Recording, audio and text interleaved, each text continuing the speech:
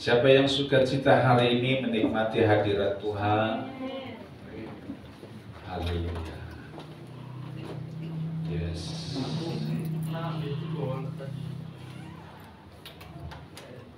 Saudara siap diberkati? Kasih salam dulu kiri kanan, bilang saya siap diberkati. Saya siap diberkati. Tanya sebelahnya, kau siap diberkati? Yes. Haleluya. Judul firman Tuhan sore dan malam ini adalah gereja yang menghidupi misi. Katakan sama-sama, 1, 2, ya. Gereja yang menghidupi misi. Saudara, misi berbicara tentang menjangkau jiwa bagi Kristus. Sama-sama katakan, Misi berbicara menjangkau jiwa bagi Kristus. Misi adalah hatinya Tuhan. Katakan sama-sama. Misi adalah hatinya Tuhan. Kalau hal-hal yang penting itu harus diucapkan. Amin. Misi adalah hatinya Tuhan. Kalau misi hatinya Tuhan, mestinya misi juga adalah hati kita. Amin. Amin. Yohanes 3 ayat 16. Kita ucapkan sama-sama, 1, 2, ya. Karena begitu besar kasih Allah akan dunia ini, sehingga Ia telah mengaruniakan anaknya yang tunggal, supaya setiap orang yang percaya kepadanya tidak binasa, melainkan beroleh hidup. Amin. Puji Tuhan. Lebih baik dari yang pagi. Oleh karena begitu besar kasih Allah akan dunia ini, sehingga Ia mengaruniakan anaknya yang tunggal, supaya setiap orang yang percaya kepadanya tidak binasa, melainkan beroleh hidup yang kekal. Amin. Ayat ini berbicara tentang misi Allah. Amin. Kejadian Perjanjian Lama sampai Perjanjian Baru, ayat kuncinya adalah Yohanes 3 ayat 16. Kalau Alkitab bisa diringkas menjadi satu ayat, maka ayatnya adalah Yohanes 3 ayat 16. Jadi ayat ini orang percaya harus hafal, harus tahu, harus paham. Kenapa? Karena ini adalah inti ayat seluruh Alkitab. Haleluya. Amin. Alkitab berbicara tentang misi. Allah berbicara tentang misi. Dan misi adalah tindakan Allah. Misi adalah usahanya Allah. Dan misi adalah hidupnya Allah sendiri. Yohanes 3 ayat 16, Allah bertindak mengutus Yesus ke dalam dunia ini. Itu adalah pekerjaan misi. Misi adalah usahanya Allah. Allah tidak hanya berdiam diri di sorga, tetapi Dia turun ke bumi untuk menyelamatkan yang terhilang. Misi adalah hidupnya Allah, pikiran, hati, dan tindakan Allah penuh dengan misi. Amin. Amin. Kalau Allah tidak bermisi, kita tidak ada di sini. Yesus adalah misinya Allah di dunia. Katakan sama-sama. Yesus adalah misi Allah di dunia. Allah itu tidak kelihatan, tapi Dia bergerak dalam misinya. Allah yang tidak kelihatan datang ke dunia ini menjadi kelihatan. Siapa namanya? Yesus. Yesus itu adalah Allah yang kelihatan. Yesus itu adalah gambarnya Allah yang tidak kelihatan. Ketika Yesus ada di dunia ini, Yesus hidup untuk misi. Yesus berkeliling dari kota ke kota, dari desa ke desa. Apa yang Dia lakukan? Dia beritakan kabar baik. Apa yang Dia lakukan? Menyembuhkan yang sakit. Apa yang Dia lakukan? Memberi orang lapar makan kenyang. Dan keselamatan jiwa-jiwa terjadi. Dan Yesus juga melakukan hal ini, mempersiapkan dan mengutus orang untuk misi.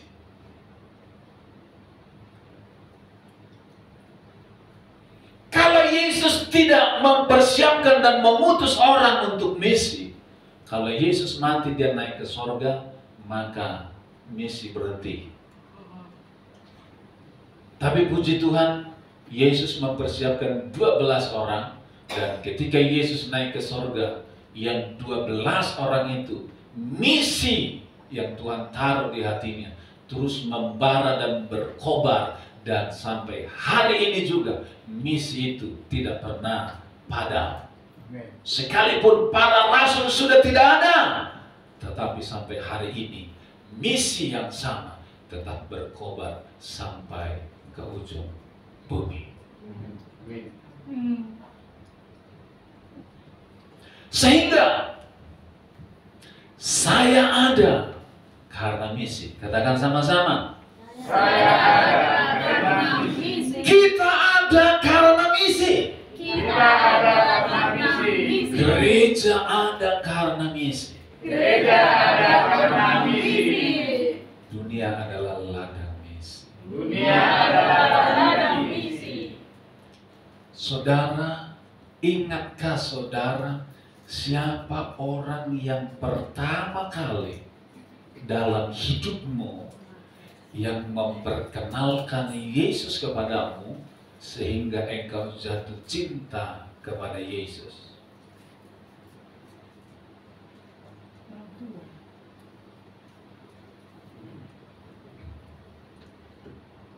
Kalau saya tanya Bapak Pasar Ibu, siapa orang yang pertama kali memperkenalkan Yesus kepada Bapak Pasar Ibu sehingga Bapak Pasar Ibu menjadi cinta kepada Dia?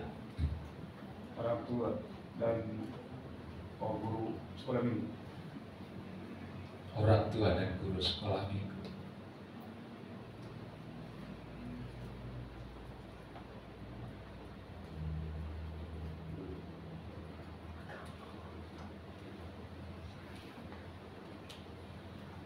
Tadi pagi Mas Agil, saya tanya, siapa orang yang pertama kali memperkenalkan Yesus kepadamu sehingga engkau jatuh cinta sama Dia? Dia bilang, Natalia.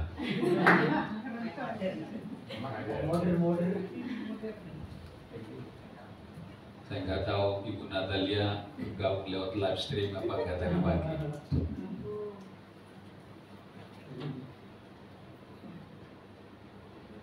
Setiap kita, maaf, yang sudah jatuh cinta kepada Yesus, yang sudah jatuh cinta lah ya. Tidak semua orang jatuh cinta kepada Yesus. Maaf kalau saya ngomong ini. Tidak semua orang jatuh cinta kepada Yesus. Sekalipun engkau orang Kristen, engkau boleh ke gereja, engkau boleh Kristen, tetapi belum tentu kau cinta kepada Yesus. Tapi orang yang sudah berjumpa dengan Yesus, dia pasti jatuh cinta kepada Yesus. Tadi pagi saya cerita bagaimana saya pertama kali jatuh cinta kepada Yesus. Orang tua saya adalah sintua. Kalau sintua itu pemimpin sidang, kepala sidang.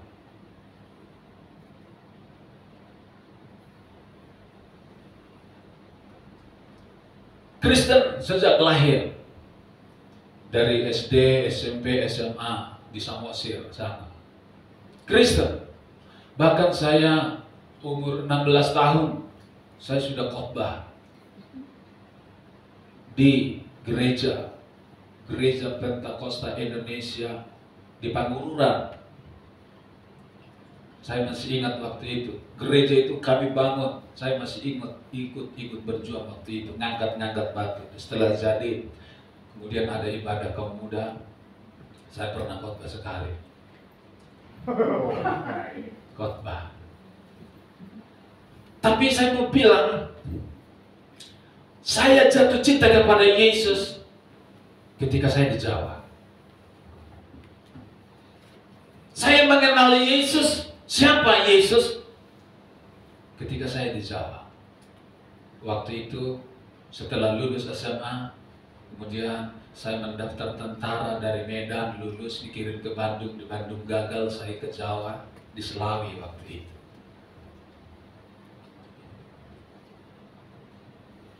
Saya orang Kristen, saya anak hamba Tuhan. Saya tahu sedikit ayat-ayat Alkitab, saya sudah khotbah. Tapi saya bisa bilang, saya belum lahir baru. Saya belum cinta kepada Yesus, sekalipun saya tahu Yesus. Ketika saya pertama kali ke Jawa dengan kegagalan yang memukul kehidupan, dan waktu itu rasanya hidup ini seperti tidak berarti. Kemudian siapa orang yang pertama kali membuat saya jatuh cinta kepada Yesus? Adalah kakak saya sendiri, namanya Bapak Tigor, bapaknya Iren, yang pernah datang ke sini. Ketika saya ke Jawa, kemudian saya tidur satu kamar dengan kakak saya karena dia masih muda. Kemudian setiap pagi jam 4 pagi saya masih tidur. Jam 4 pagi saya dengar kok ada orang yang nangis. Saya buka mata, saya lihat dia sudah berlutut di lantai dan menangis, dia menyembah Tuhan. Mendengar itu, hati saya dijamah Tuhan, dan Tuhan seringkali berbicara kepada saya dan mengingatkan, kau harus berdoa. Setiap pagi saya selalu dengar itu. Saya ingin duduk dan ingin berdoa, tapi malu sama dia. Berhari-hari. Padahal tahukah saudara, kakak saya itu ketika kami di Samosir, ketika kami di kampung, kami sering berantem sama dia. Kejar-kejaran, pukul-pukulan. Wah, dia dulu keras. Tapi ketika saya lihat setelah dia di Jawa, hidupnya kok 180 derajat berubah sekali. Menjadi lemah lembut. Sangat berubah. Saya amat-amati, saya berpikir, kenapa orang ini berubah ya? Ternyata dia sudah dijamah Tuhan dan jatuh cinta sama Tuhan. Dan dia sibuk ke gereja, dia pelayanan. Dan ketika saya gagal, ketika hati saya sedang kacau, dia yang selalu datang menyampaikan firman Tuhan. Berkali-kali dia terus menghibur saya.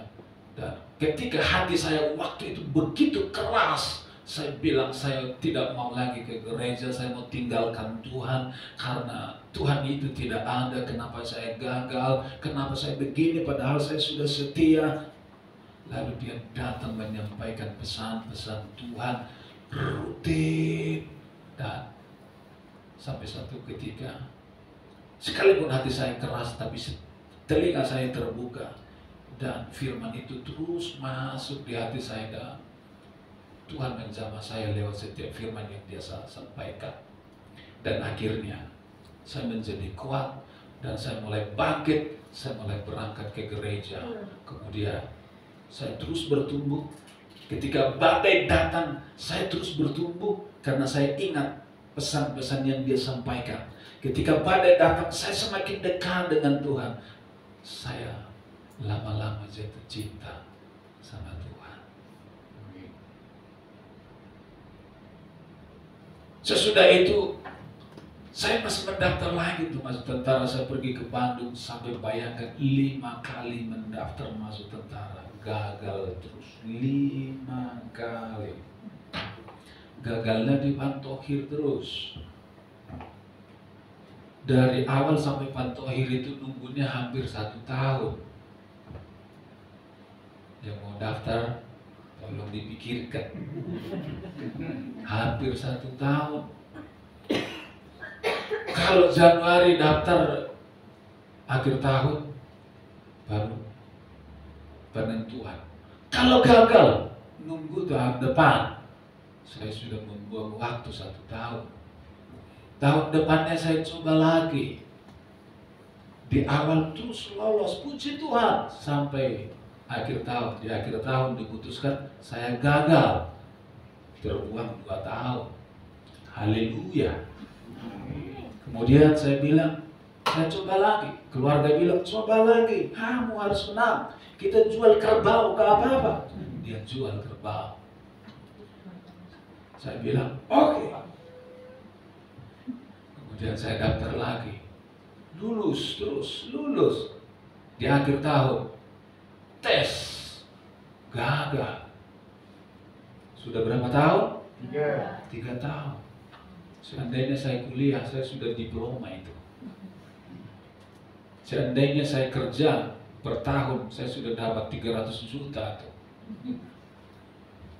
Bilang sama sebelahmu, jangan buang-buang waktumu ya.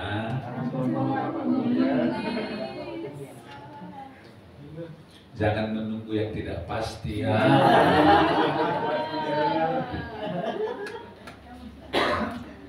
Kuatkan dan teguhkan hatimu. Kuatkan dan teguhkan hatimu.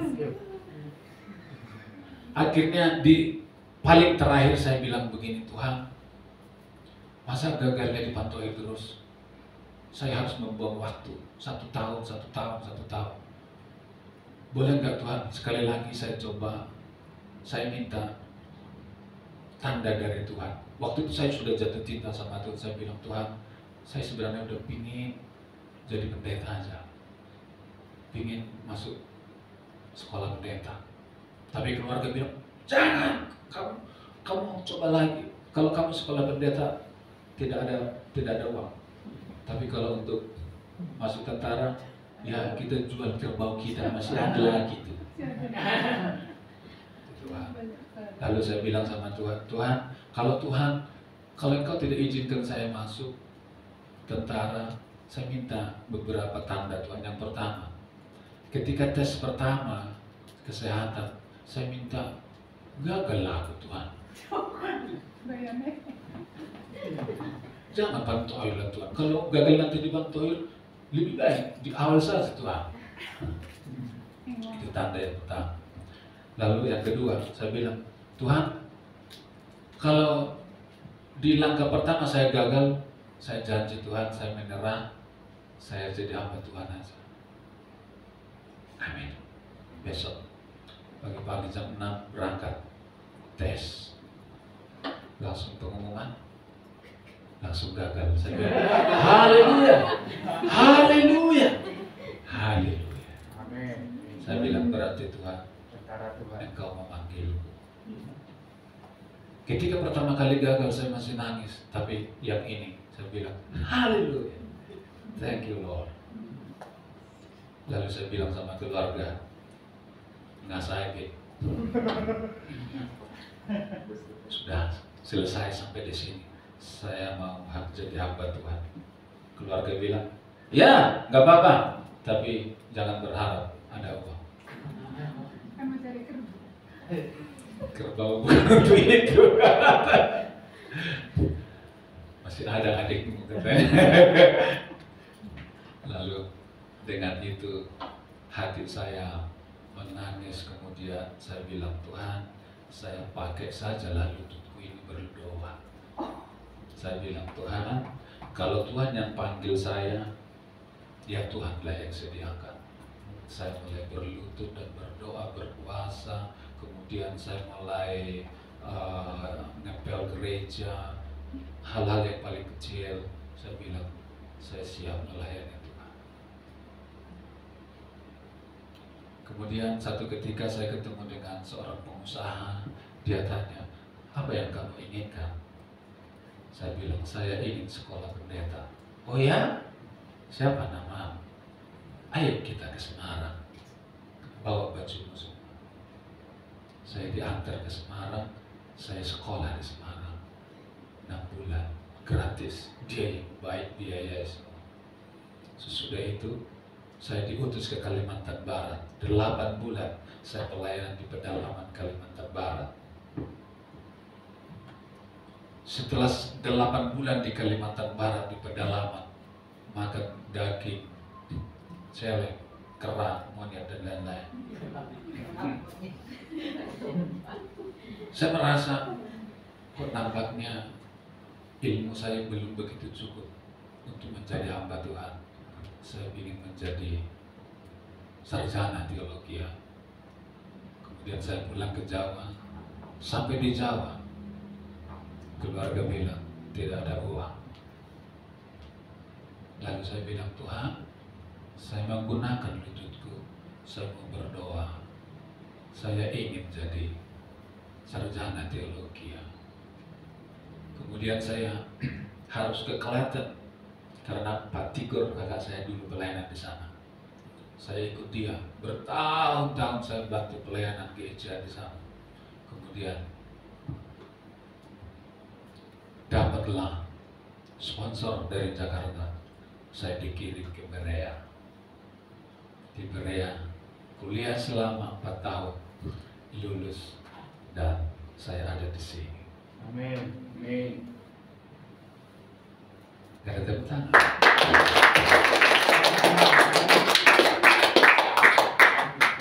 Ketika saya sudah lulus sarjana teologi, saya berpikir saya sudah tidak bertanya-tanya lagi tentang banyak hal karena saya sudah dapat semua di Berea. Amin.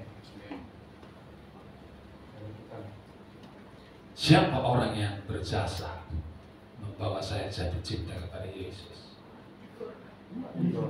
Adalah kakak saya sendiri. Coba seandainya dia tidak alami Tuhan dan dia tidak melakukan itu kepada saya, mungkin saya tidak berdiri di sini, mungkin saya bisa jadi jenderal.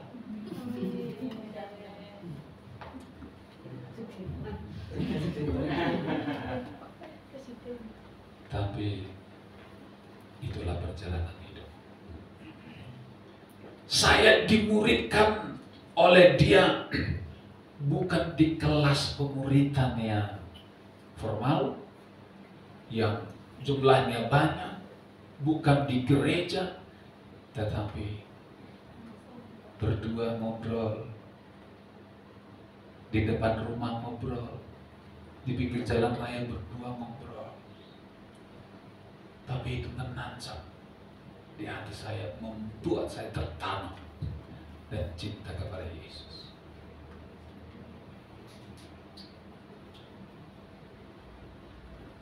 Tadi pagi saya cerita tentang kisahnya pendeta Saifuddin Ibrahim yang dia meninggalkan kepercayaannya yang lama, dia menjadi pengikut Yesus. Bagaimana ceritanya dia bisa berpindah? ceritanya ketika kelas 4 SD, ada temannya memberikan dia Alkitab kecil Perjanjian Baru. Ketika dia berikan sampai di rumah, dia baca, dia tertarik membaca kisah-kisah Yesus melakukan mukjizat. Dia senang sekali. Sampai neneknya lihat, kamu baca Injil, jangan-jangan nanti kamu jadi Kristen. Lalu beliau bilang, saya janji sampai mati saya tidak akan meninggalkan agama kita ini. Bahkan saya siap mati untuk ini. Tapi kapan dia berjumpa dengan Yesus dan jatuh cinta kepada Yesus? Ketika dia menjadi dosen di pondok pesantren Indramayu, Jawa Barat. Ada beberapa hamba Tuhan dari percetakan Alkitab Perjanjian Baru bagi-bagi Alkitab di pondok pesantren itu, dan yang menerima adalah beliau. Dan kembali dia baca Alkitab itu dan teringat dulu waktu kelas 4 SD, dan dia baca mulai dia menemukan kebenaran. Ternyata Yesus satu-satunya jalan dan kebenaran. Lalu dia telepon itu pendeta, bolehkah saya ngobrol? Bolehkah kita ketemu? Boleh. Saya sudah semakin bingung ini dalam kehidupan. Kemudian akhirnya dia menyerahkan dirinya dan dia dibaptis dan dia ikut Yesus. Setelah dia ikut Yesus, apa yang terjadi? Malah petaka terjadi. Dia diusir, dia dikucilkan. Dan sampai hari ini dia masih bertahan di dalam Yesus. Siapa orang yang berjasa dalam hidupnya dia? Adalah anak kecil kelas 4 SD. Roh Kudus bekerja ketika dia sudah jadi dosen. Mungkin hari ini kelihatannya sederhana, engkau ngomong tentang Yesus kepada teman, tetangga. Mungkin dia tidak terlalu tertarik, tetapi dia sudah masuk di telinganya. Dan suatu ketika Roh Kudus bisa berbicara dan jamah orang itu. Jadi kita ada di sini karena misi. Setiap saudara ada di sini karena misi. Kalau saudara dan saya ada di sini karena misi, kenapa kita tidak bermisi? Haleluya. Jadi kita tidak boleh tidak bermisi. Kita tidak boleh menolak bermisi. Kita tidak boleh cuek terhadap misi. Amin. Gereja hari-hari ini, wow, keren-keren, hebat, luar biasa. Gedungnya mewah, tampilannya keren. Bahkan ada di YouTube mau mengkritik, ini gereja sekarang ini seperti apa, ini begini. Orang urus. Yang penting itu hati setiap orang. Amin. Hati setiap orang. Fasilitas itu semua baik. Sekarang tergantung hati. Tetapi yang paling penting, semua itu kita gunakan fasilitas yang bagus itu untuk kemuliaan nama Tuhan. Berjumpa dengan Tuhan, alami hadirat Tuhan. Tetapi semuanya seharusnya setelah kita dijamah Tuhan, kita diubahkan Tuhan, supaya kita bergerak untuk misi. Haleluya. Kita harus hidup untuk misi. Misi harus di hati kita.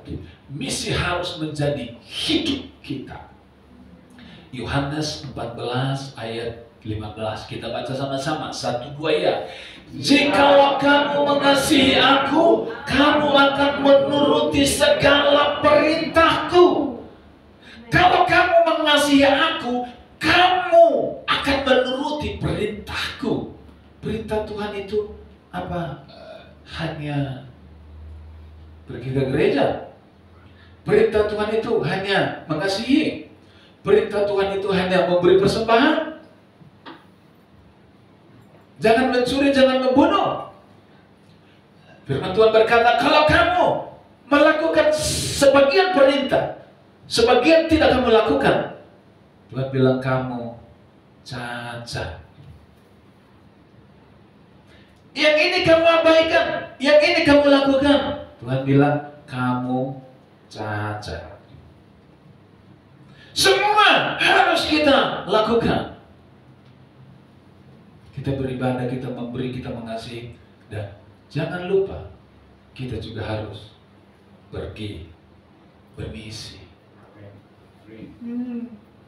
Itu gereja yang sehat, saudara-saudara. Lalu 1 Yohanes 2 ayat 4. Baca sama-sama, 1, 2 ya. Barang siapa berkata, aku mengenal dia, tetapi ia tidak menuruti perintahnya, ia adalah seorang pendusta, dan di dalamnya tidak ada kebenaran.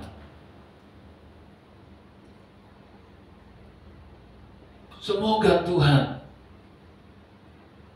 tidak bilang kepada kita, kamu adalah pendusta, karena kita tidak bermisi. Amin. Saya berdoa Roh Kudus zaman setiap kita. Dan saya berdoa gereja ini seperti judul tadi, gereja yang menghidupi misi.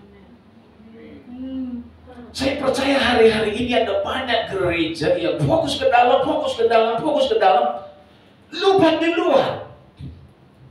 Saya percaya ada banyak gereja hari-hari fokus ke dalam, terima uang, terima uang, terima uang, terima uang. Untuk apa? Beli mobil, untuk apa lagi? Beli ini, beli ini, beli ini, beli ini. Kaya.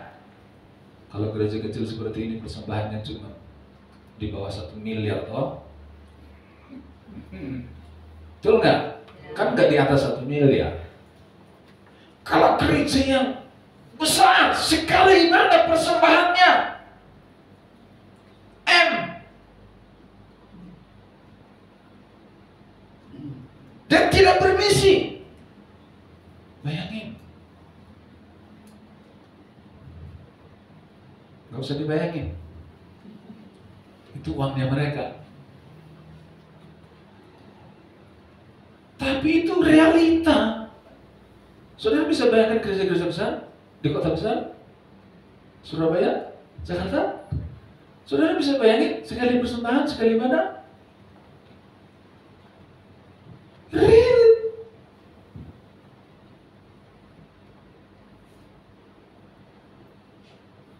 Seribu orang, persembahannya berapa? 1 orang. Di Jakarta nggak ada persembahan 2.000 bro.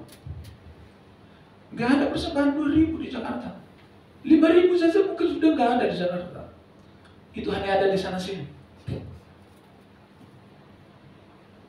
Persembahan pakai itu, QRIS minimal 100.000. Coba geleng-geleng kepala begini.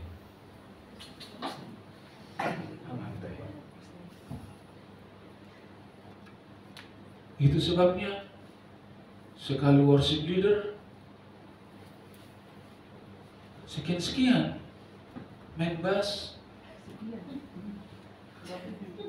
tamborin, kita Mas Adil mau dibayar segitu. Terus minggu depan tidak ada bayaran, gak usah pelayanan lah. Kenapa? Gak ada pelicinnya katanya. Akhirnya bergantung kepada itu. Tapi puji Tuhan ini murni. Haleluya. Ini murni.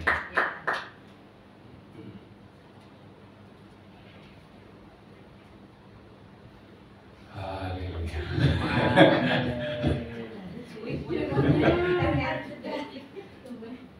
Ya Tuhan, tolong kita. Jadi misi tidak boleh tidak. Sekalipun gereja kita kecil, tapi gereja kita harus sehat. Gereja yang sehat harus bermisi. Bulan September ini tadi kan Ketua Umum kita sedang sampaikan bulan ini bulan misi. 1 kali persembahan akan disetor ke pusat.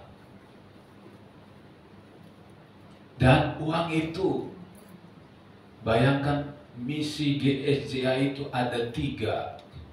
Misi ke luar negeri 1, misi di dalam negeri 1, kemudian satunya misi untuk suku terabaikan. Jadi ada 3 misi GSJA.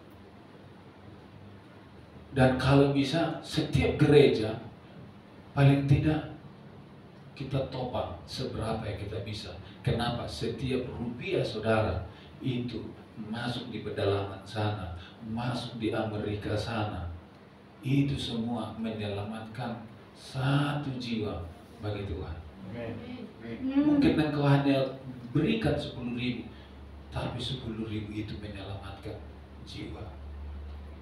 Gerakan misi. Mari kita bermisi.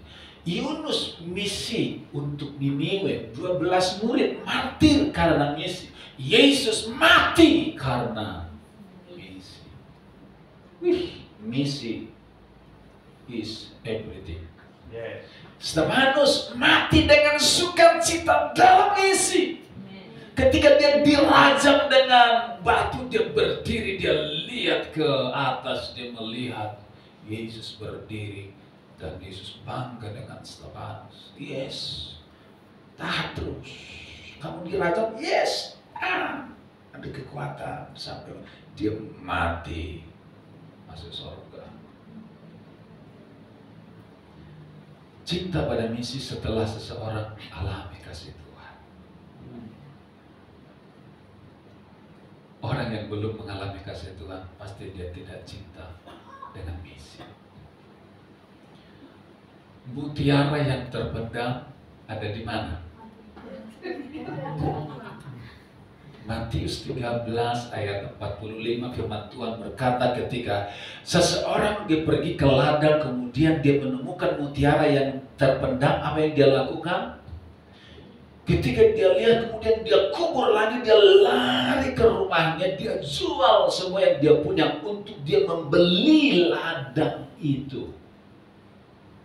Itu berbicara tentang dia begitu sukacitanya, dia semua yang dia punya dia buang, dia jual. Yang penting aku dapat yang satu ini. Ini berbicara tentang kerajaan Allah, berbicara tentang keselamatan, berbicara tentang Yesus. Orang kalau sudah jumpa dengan Yesus, dia tinggalkan semuanya. Saya mau hidup untuk Yesus. Komitmen para misionaris. Siapa itu misionaris? Yaitu orang yang bermisi. Saudara dan saya, kita adalah misionaris. Komitmennya adalah barang siapa kehilangan nyawanya akan memperoleh nyawanya. Matius 16 ayat 25. Tapi orang yang takut kehilangan nyawanya, justru engkau kehilangan nyawa. Barang siapa ikut aku harus menyangkal diri dan pikul salibmu, kata Yesus. Pikul salib siapa? Salibnya siapa? Gak mungkin saudara pikul salibnya Yesus. Firman Tuhan bilang pikul salibmu. Salib berbicara tentang penderitaan. Kalau ikut aku, engkau harus menderita. Jangan selalu tentang berkat. Ketika engkau susah pun, engkau harus tetap setia. Hiduplah untuk misi Allah. Kesimpulannya, Allah bermisi, Yesus adalah misi Allah, kita adalah hasil misi, dan kita harus bermisi. Mari kita bangkit bersama-sama, kita datang pada Tuhan.